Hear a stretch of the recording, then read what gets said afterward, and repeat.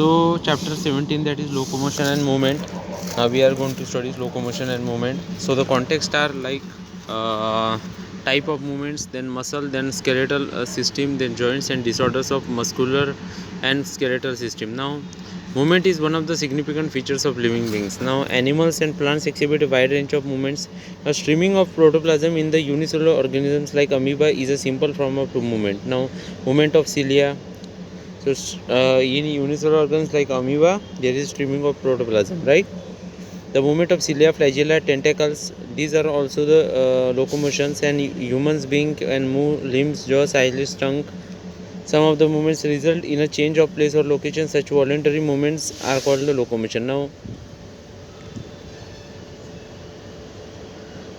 so locomotory structure need not be different from those affecting the other types of movements. For example, in paramecium, cilia helps in movement of food through cytopharynx and in locomotion as well. Now, a hydra can use its tentacles for capturing its prey and also use them for locomotion. Now, we use limbs for changes in body posture and locomotion as well. So, the above observations suggest that the movements and locomotions cannot be studied separately. The two may be linked by stating that all locomotions are movements, but all movements are not locomotions, right? Now, methods of locomotion performed by animals vary with their habitats and the demand of situation. However, generally for search for food, shelter, made suitable breeding grounds, favorable climatic conditions, or to escape from the enemies and predators. Now, types of movements. The cells of human body exhibit three main types of movements, that is namely amoeboid, ciliary and muscular. Now some specialized cells in our body like macrophages and leukocytes in blood exhibit amoeboid movement. Macrophages especially in the tissues, and leukocytes that are WBCs, which are some are granulocytes granulocytes means neutrophils and monocytes, right? No, monocytes, these are agranulocytes, so neutrophils. Okay, so the some specialized cells in our body like macrophages and leukocytes in blood exhibit amoeboid movement, right? Now, now its effect, it is affected by pseudopodia formed by the streaming of protoplasm as in amoeba. Now, cytoskeletal elements like microfilaments are also involved in amoeboid movement. Okay, cytoskeletal elements like microfilaments, that is centriole and all that cilia and flagella, okay, involved in the amoeboid movement. They are also the amoeboid movement. Now, ciliary movement occurs in most of our internal tubular organs, which are lined by ciliated epithelium. Right, the coordinated movements of cilia in trachea helps us in removing dust particles and some of the foreign substances inhaled along with the atmospheric air. Now, passage of ova through the female reproductive tract is also facilitated by the ciliary movement. Now, movement of our limbs, jaw, tongue require muscular movement. So, movement of limb, jaws, and tongue, this requires a muscular movement. The contractile property of muscles are effectively used for locomotion and other movements by human beings and majority of multicellular organisms. The contractile property of muscles are effectively used for locomotion and other movements by human beings and majority of multicellular organisms. Now, locomotion requires a perfect coordinated activity of musculoskeletal and neural systems.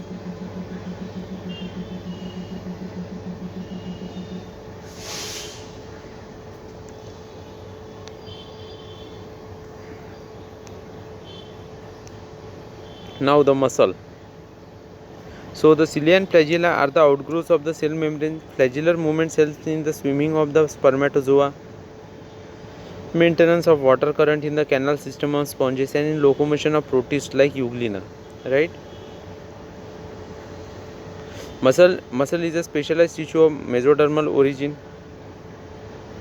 It's a specialized tissue of mesodermal origin. Now, about 40 to 50% of the body weight of a human adult is contributed by the muscles. So, 40 to 50%. They have special properties like excitability, contractility, extensibility, or elasticity. So, they have excitability, contractility, extensibility and elasticity. Now muscles have been classified using different criteria like namely location, appearance and nature of regulation of their activities. Now based on their location, three types of muscles are identified: skeletal, visceral and cardiac. Now skeletal muscles, they are closely associated with the skeletal components of the body. They are they have stripped appearance under the microscope and hence are called striated muscles. As their activities are under the voluntary control of the nervous system, they are known as voluntary muscles too. They are primarily involved in locomotory actions and changes of body posture, right? The simple movements you can see, they are achieved by skeletal muscles. Now visceral muscles are located in the inner walls of the hollow visceral organs of the body like the alimentary canal, reproductive tract, like passage of the ova through the female genital tract. Okay, they do not exhibit any striation and are smooth in appearance, so hence they are called the smooth muscles and non-striated muscles. Their activities are not under the voluntary control of the nervous system and are therefore known as involuntary muscles, because our nervous systems cannot control the our nervous systems cannot control the our nervous systems cannot control the voluntary our that is our nervous systems cannot control the active involuntary movements, right? They assist, for example, in the transportation of food like through the digestive tract and gametes through the genital tract. It just happens automatically without our control over the by the central nervous system, right? As the name suggests, cardiac muscles are the muscles of heart. Many cardiac muscle cells assemble in a branching pattern to form a cardiac muscle. Now based on the appearance, cardiac muscles are striated. They are involuntary in nature as the nervous system does not control their activities directly, and these cardiac muscles, they are branched, okay, they are stripped and they are branched and they are multinucleated, I think too. They have the interconnected, these they are branching, okay. So now let us examine our skeletal muscles in detail.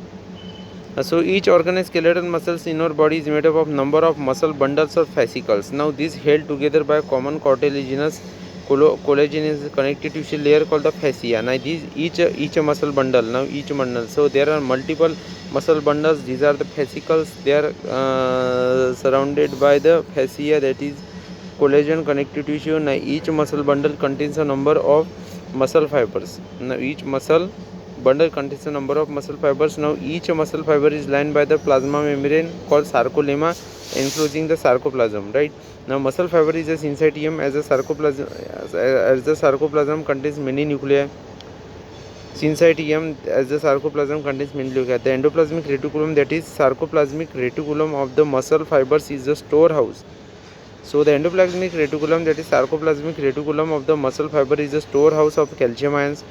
Now a characteristic feature of the muscle fiber is the presence of a large number of parallelly arranged filaments in the sarcoplasm called myofilaments or myofibrils, okay. Now each myofibril has an alternate dark and light bands on it. A detailed study of the myofibril has established that the striated appearance is due to the distribution of pattern of two important proteins. These are the contractile proteins and these are the actin and myosin.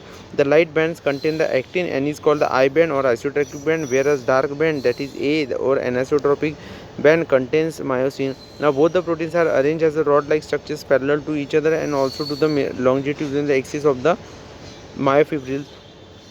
So myofibril is made up of alternate distribution of protein of these proteins are actin or myosin, right? Now actin filaments are thinner as compared to the myosin filaments, hence are commonly called as thin and thick filaments respectively. In the center of each I band is an elastic fiber, that is Z line. It is an elastic fiber, okay, elastic fiber called the Z line, which bisects it. The thin filaments are firmly attached to the Z line. It is firmly attached to the in the center of the each I band is an elastic Z line and the thin filaments are firmly attached to the Z line. The thick filaments in the A band are also held together in the middle of this band by a thin fibrous. So it was elastic fiber, that is Z line, and then again there is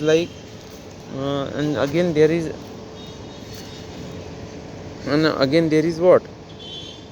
The thick filaments in the A band are also held together in the middle of this band by a thin fibrous membrane called the M line. The A and I bands are arranged alternatively.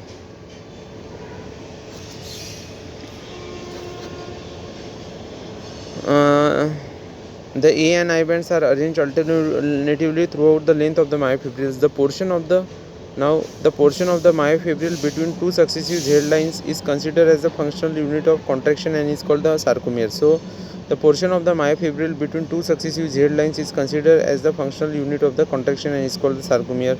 Now in a resting state, the edges of the thin filaments on the either side of the thick filaments partially overlap the free ends of the thick filaments, leaving the central part of the thick filaments. You see, in a resting state, the edges of thin filaments on either side of the thick filaments.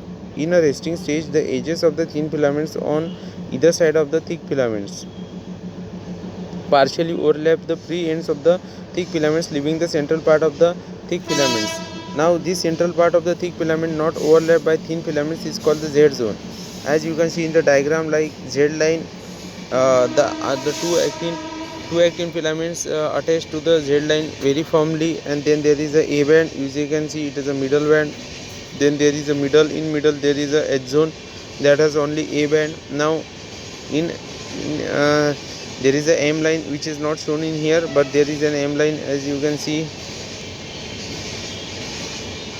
Then I band, and this is the sarcomere. Between two successive Z line there is a functional unit, that is sarcomere, which is a contraction unit. And you see the free ends of the A band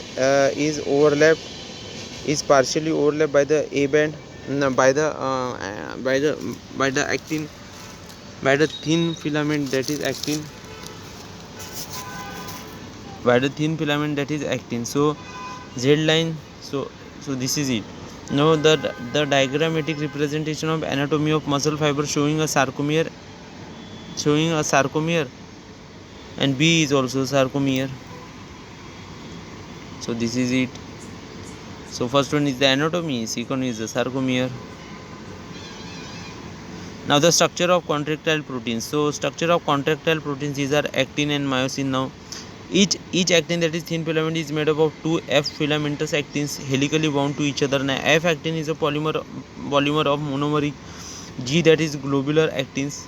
Monomers, these are the globular, right? Two filaments of another protein. Now again there is two actin filaments, then there is two filaments of another protein, this is tropomyosin. Tropomyosin also run close to the F actins throughout its length. So two filaments of another protein, that is tropomyosin, also runs close to the F actins throughout its length. A complex protein, that is troponin, distributed at regular intervals on the tropomyosin. A complex protein, troponin, is distributed at regular intervals on the tropomyosin. Now in the resting state, a subunit of troponin. In the resting state, a subunit of troponin masks the active binding sites for myosin on the active filaments. So in the resting state, when there is no contraction, a subunit of troponin masks the active binding sites. There is a subunit of troponin that hides the active binding sites for myosin on the active filament, so the myosin head does not get attached to the actin, where the actin has the site for myosin. Okay, now each myosin, that is thick filament, is also a polymerized protein. Each actin, it was also a polymerized protein.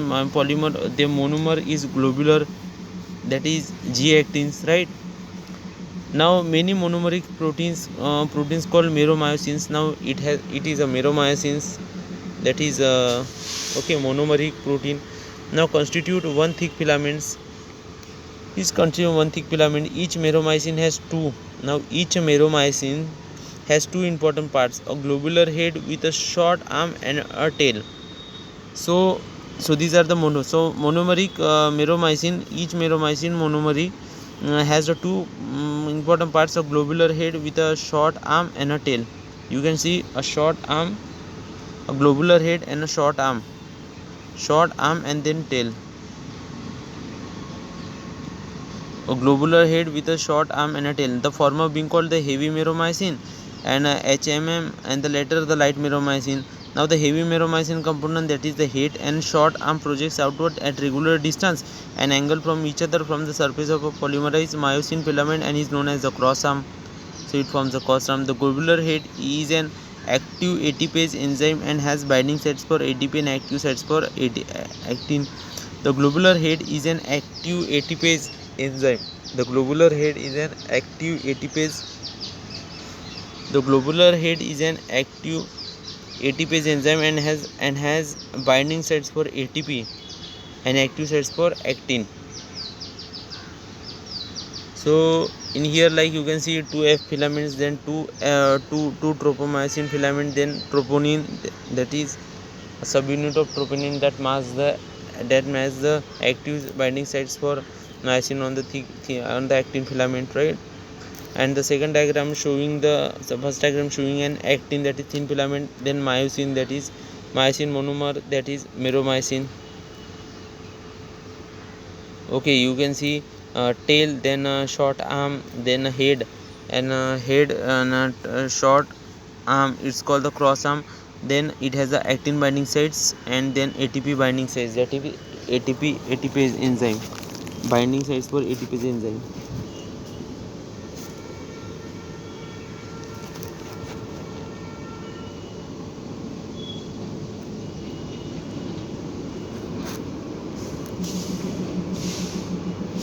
Now the mechanism of muscle contraction.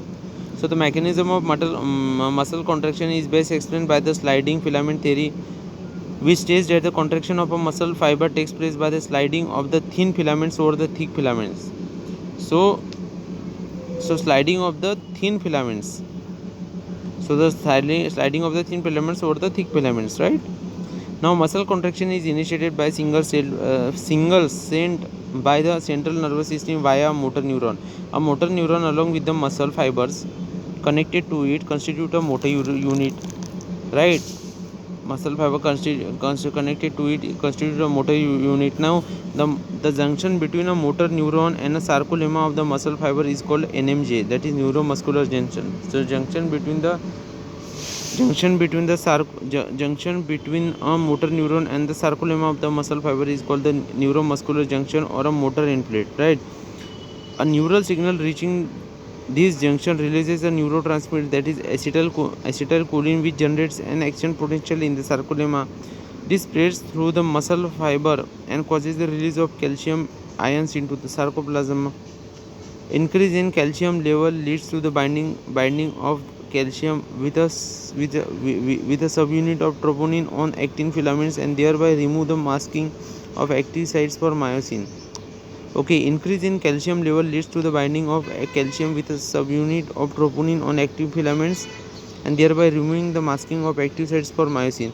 Using the energy from ATP hydrolysis.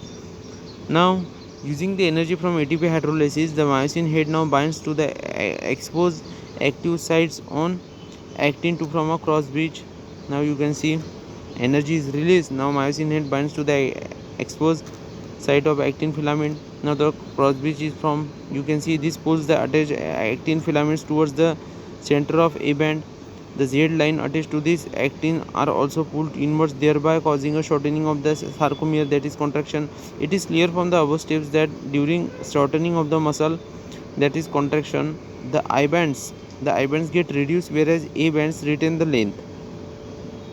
So contraction, the I bands get reduced, and whereas the A bands retain the length. The myosin releasing the ATP and phosphorus goes back to its relaxed state. So when the myosin releasing the ADP and inorganic phosphate goes back to its relaxed state, a new ATP binds and the cross bridge is broken. So when the new ATP is bind, the cross bridge gets broken. Okay, as you can see, firstly phosphate and ADP, then there is formation of cross bridge, that is formation of cross bridge. So when the ADP and inorganic phosphate is removed, then another ATP, that is breaking of the cross bridge, and another ATP gets attached.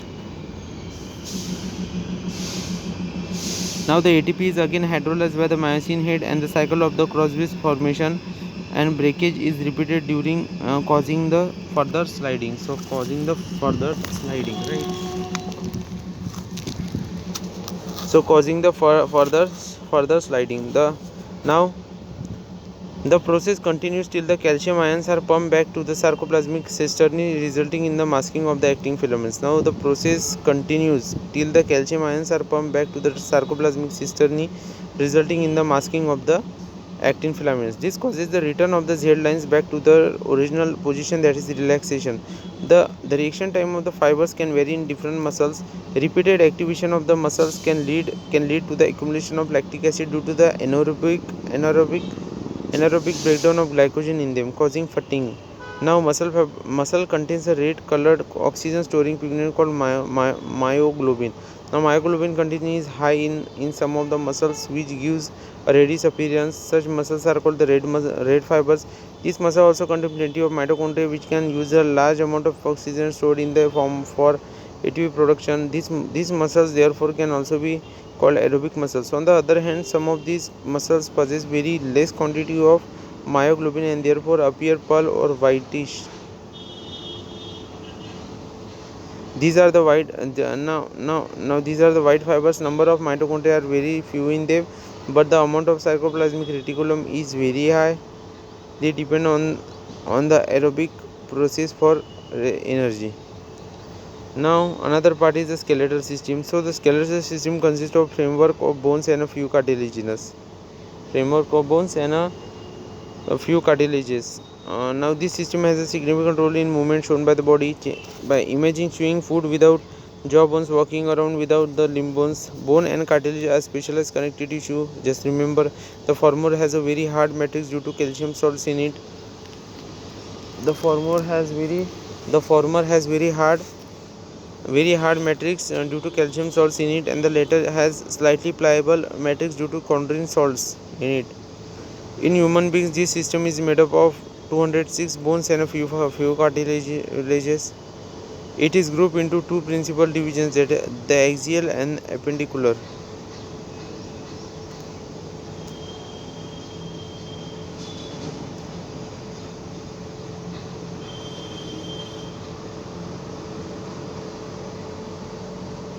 So in skeletal system, as you can know, okay, has a slightly pliable matrix due to chondrine salts. Okay, this is about the cartilaginous.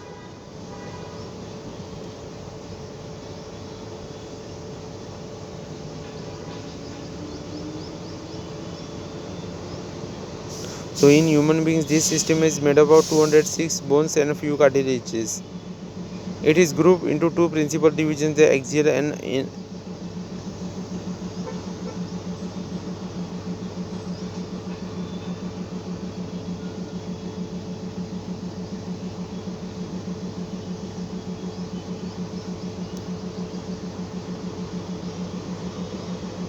So it is grouped into two principal divisions, the axial and the appendicular skeleton. Okay, the axial skeleton comprises 80 bones distributed along the main axis of the body, the skull, vertebral column, sternum, and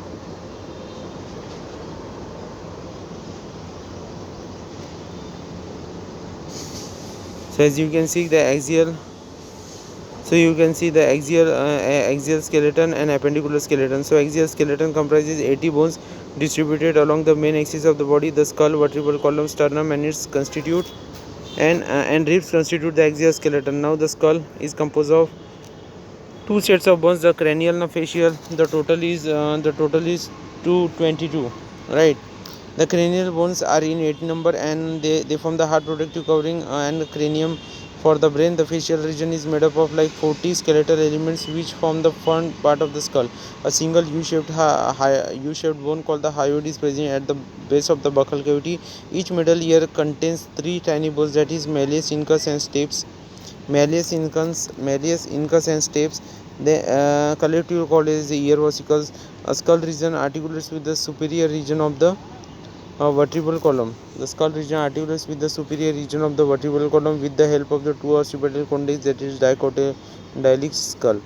Our vertebral column is formed by 26 serially arranged units called vertebra and is dorsally placed. Okay, and it is dorsally placed. 26 serially arranged units called vertebra and is dorsally placed.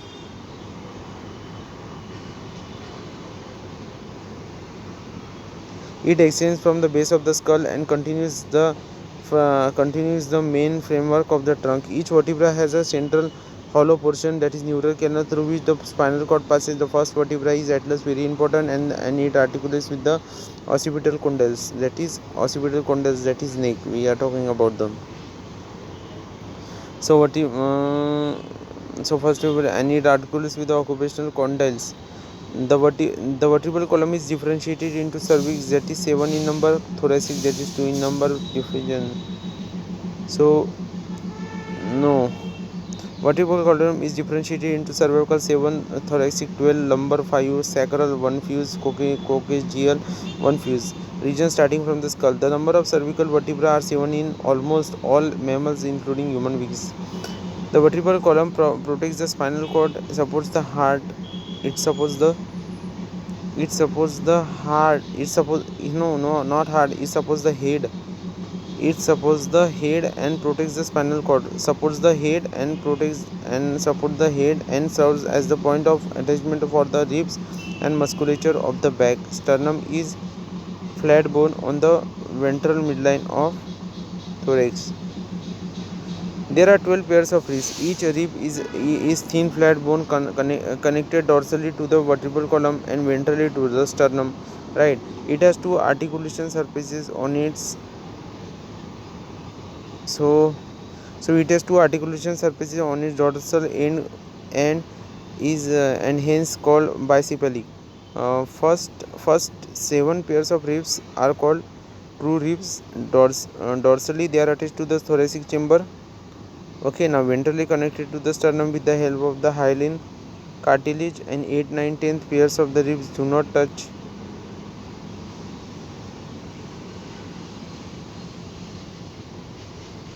So the thoracic vertebra, ribs and sternum together form the cage, and at the last pair, 2 pairs like 11 and 12th of ribs are not connected ventrally and are therefore called floating ribs. The thoracic vertebra, ribs and sternum together form the rib cage. Right. Now the bones of the limbs along with their girdles constitute the appendicular skeleton. The bones of the limbs along with their girdles constitute the appendicular skeleton. Now each limb is made up of 30 bones. So total in here like four limbs got the 120 bones. The bones of the hand of 4 limbs are humerus radius, ulna carpus, that is wrist bone, that is 18 number, then metacarpals 5 number, and phalanges, that is 14 in number. So carpals 18 number, metacarpals 5 in number, and phalanges, that is 14 in number. A femur, that is thigh bone, the longest bone, tibia and fibula. Tarsals, that is ankle bones, that is 7 in number, and metatarsal, that is 5 in number. And phalanges, that is this is 40 in number, right? Now pectoral or pelvic girdle bones help in the articulation of the upper and lower limbs respectively with the axial skeleton. So pectoral and pelvic girdle bones help in the articulation of the artificial of the acquired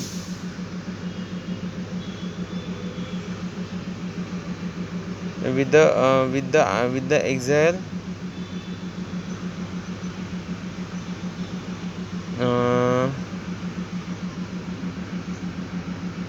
so pectoral and pelvic girdle bones help in the articulation of the upper and the lower limbs respectively with the axial skeleton. Each girdle is formed of 2 halves. Each half of pectoral girdle consists of a clavicle and a scapula. Scapula is a large triangular flat bone situated in the dorsal part of the thorax between the 2nd and 7th ribs.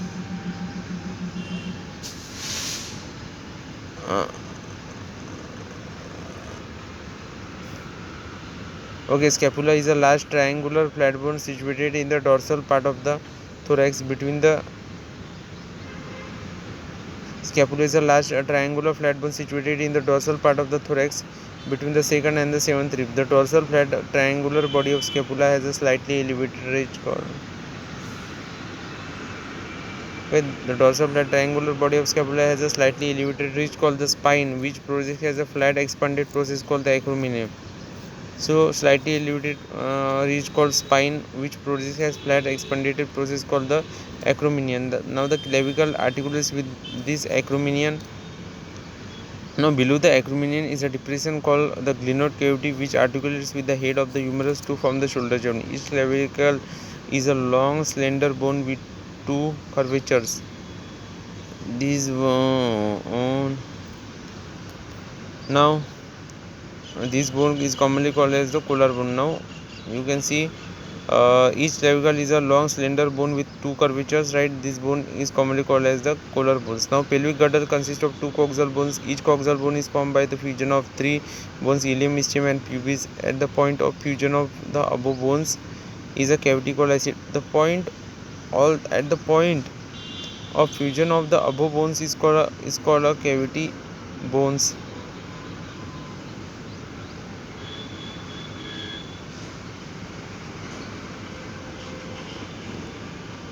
Okay, the two halves of now ilium. Okay, so each coxal bone is so each coxal bone is formed by the fusion of three bones, that is ilium, ischium and pubis. At the point of the fusion of the above bones is a cavity called acetabulum, to which the thigh bone articulates. The two halves of the pelvic girdle meet ventrally to form the pubic symphysis containing the fibrous cartilage. So they meet ventrally to form the pubic symphysis containing the fibrous cartilage.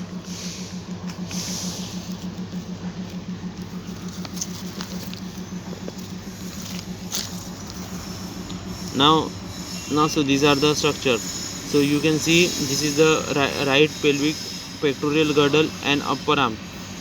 You can see the clavicle, that is two slender curvature clavicle. It is two bones attaches to the acromion process present on the scapula, which is dorsally present. You can see then there is a humerus, radius, ulna, then carpels 7 in number, carpels 18 number, then metacarpals, palm, that is palm bone, that is 5 in number, then phalanges, that is 14 number. So this is all. Okay, right pectoral girdle and upper arm. Now the right pelvic girdle or lower limb bones. Okay, so ilium, ischium and pubis, their fusion above point of it there is a acetabulum cavity which the thigh bones attaches. So ilium, ischium and pubis, then sacrum, okay, and coxal bone, all that, then femur, patella, tibia, fibula, tarsals, metatarsal and phalanges. Now pelvic girdle okay, so joints. Now we are going to study the joints. So right pelvic girdle and lower limb bones. Now joints are essential for all types of movements involving the bony parts of the body. Locomotory movements are no exception to the joints. Joints are the points of contact between the bones and the cartilage. Force generated by the muscles is used to carry out movement through joints, where the joint act as a fulcrum. So joint act as a fulcrum, right? The movability at these joints vary depending on different factors. Joints have been classified into three major structural forms, namely fibrous, cartilaginous and synovial. Now fibrous joints do not allow any movement. This type of joint is shown by the flat skull bones, which fuse end to end with the help of dense fibrous connective tissue in the form of sutures to form the cranium. Now the cartilaginous joints, the bones involved are joined together with the help of cartilages. The joint between the adjacent vertebra in the vertebral column of the joint, and it permits limited movement. So the joint between the adjacent vertebra in the vertebral column is of this pattern, and it permits the limited movement, that is cartilaginous joints. Now synovial joints are characterized by the presence of by the presence of a fluid filled synovial cavity between the articulating surfaces of the two bones. Such an arrangement allows considerable movement. These joints help in locomotion and many other movements. Ball and socket joint, that is between humerus and pectoral girdle. So ball and socket joint between humerus and pectoral girdle. That is, then next is the hinge joint, that is knee joint, that is pivot joint, that is between atlas and axis. Then a gliding joint, that is between the carpals, and then saddle joint between the carpals and metacarpals of thumb are some example. Now disorders of muscular and skeletal system. Then there is a myasthenia gravis. So autoimmune disorder affecting neuromuscular junction leading to fatigue, weakening and paralysis of skeletal muscle is the myasthenia gravis. And this myasthenia gravis, it is a autoimmune so this is a autoimmune disorder affecting NMJ, that is neuromuscular junction leading to fatigue, weakening and the paralysis of skeletal muscle. Now muscular dystrophy, progressive degeneration of skeletal muscle mostly due to genetic disorder. So progressive degeneration of skeletal muscle mostly due to genetic disorder. Then tetany, that rapid spasm. Tetany is the rapid spasm. These are the rapid spasm means these are the wild contractions in muscle due to low calcium in body fluid. Now arthritis, that is inflammation of joints. Osteoporosis, age-related disorder characterized by decreased bone mass and increased chances of fractures. Decreased levels of estrogen is a common.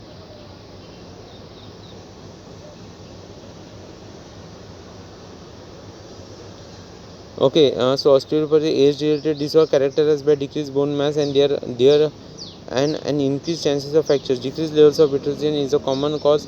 Now gout, inflammation of joints due to accumulation of and uric acid crystals, right? So this is your chapter done. Summary is left. Now all I done it.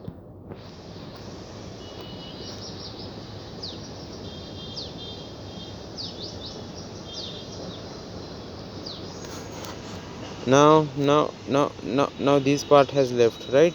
So diagrammatic view of human skull. You can see the first one is the frontal bone, then there is the parietal bone, then there is a temporal bone on the two sides, then occipital bone on the back side, then occipital condyle, that is dicondylic. So these are the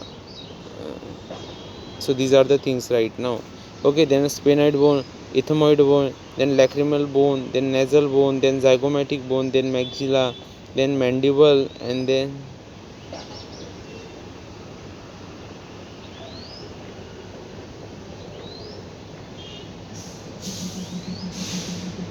so here it is the zygomatic bone, then there is a maxilla, then mandible, and then there is a hyoid bone. So this is all you can see in here, like I guess like sliding filament theory of muscle contraction, that is movement of the thin filaments and the relatively size of I band and edge zone. You can see edge zone at the maximal contracted state is reduced completely, then relaxed, then contracting, then maximally contracted.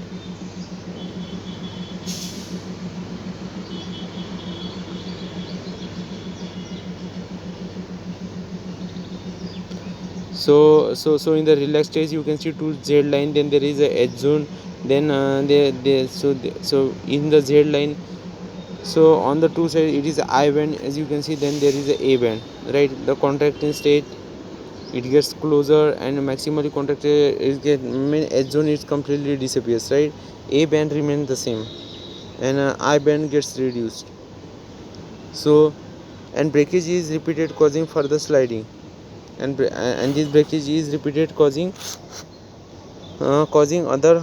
further sliding. Okay, the continue process. Okay, the continues the process continues till the calcium ions are pumped back to the sarcoplasmic reticulum, resulting in the masking of the actin filament.